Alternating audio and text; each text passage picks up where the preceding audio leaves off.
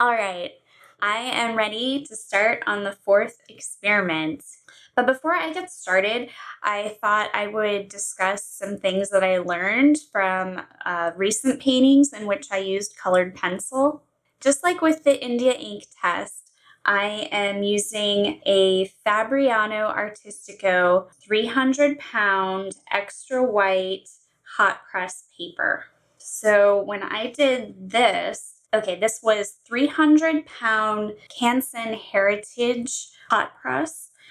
And for whatever reason, when you look at the side, it actually looks thicker than other 300-pound papers. It feels very soft. So when I was putting down the colored pencil, I really had to push down hard to get a dark application of pigment.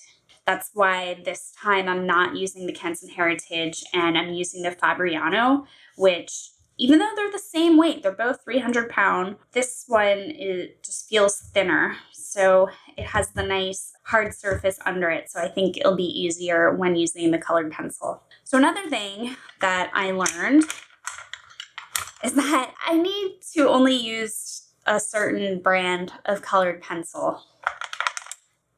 I don't know if you can tell from the video here, but the Prismacolor is not the thickest lead out there.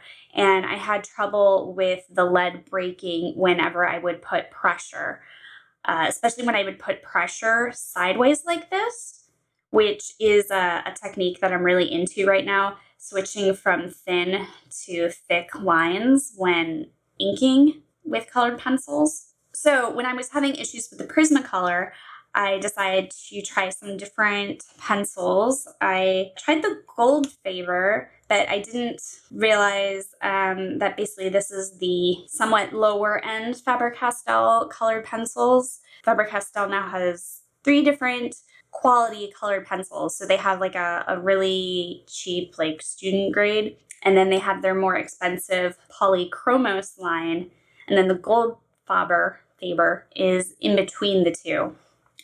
So the Gold Faber is the same diameter lead as the Prismacolor, and so I still had some breakage issues with this. So there are a few brands out there that have the same width as the Polychromos, but I thought the Polychromos was the best value for the money.